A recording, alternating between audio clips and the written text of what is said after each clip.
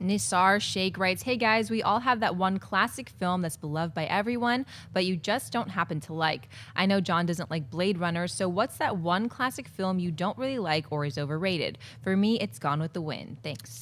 Mark. Blasphemy. Man, throwing barbs with Gone with the Blasphemy. Wind. A movie that I still appreciate but I don't love is Fight Club. I just get it. Just I'm sorry. I like it. You weren't supposed to talk about it. I can't wait to read these comments. It just for me it just gets worn down, just gets a little dull by the end. But I love the premise. Another movie that I think is hailed as a classic, and I love sports films. I love baseball movies. Oh, no. The Natural just bores me to tears. I love the idea of the redemption in there, and the end of The Natural it's fantastically shot. But that movie is just such a drip. It should be one of those films that's up there with Field of Dreams or Rudy, where it's just running on cable constantly, and it's not. It pops in here or there, and I think it's because the rest of that film is just so like Glenn Close and Robert Redford have one of the most boring, loveless relationships I've ever seen in a movie. There's nothing that pops in there for me until the end. So sorry.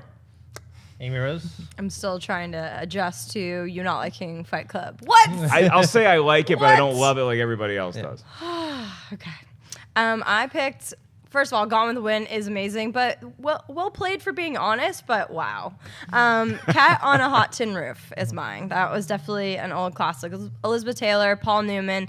The premise is so intense. It's like this alcoholic ex-football star who has like a strange marriage to Elizabeth Taylor, who's literally the most gorgeous woman on the planet at that time, and then finds out that the father has cancer, and it's just like there's no joy in this movie. It's so intense. It's regarded as classic cinema, and I just watched it, and I was just like, I recently rewatched it with my aunt like a couple of years ago, and I was just like, why do people like this movie?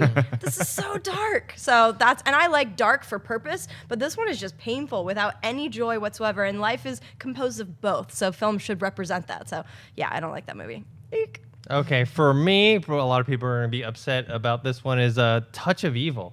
Orson Welles. Not a huge fan of it. I mean, it has the great opening shot with the bomb on the car, which is great, but great shots don't mean great movies. You know, another movie, Atonement, it's not a classic, but that movie I didn't care much for, but they had an awesome shot on the beach with all the soldiers. For me, Touch of Evil, it's Charlton Heston is playing a Mexican drug enforcement agent. Which sounds awesome. Yeah, totally buy it. So you're totally taken out of it when you're watching it, you know? And then there's a sequence, this isn't a spoiler, but at the end, he's following a guy. Charlton Heston's following a guy. And he's got this huge radio on him, trying to listen in on the conversation. And it's like, if you're secretly, stealthily trying to follow someone, would you have a big, huge radio blaring out? I don't know. Donde está la biblioteca? Yeah. So that's the Touch of Evil is it for me.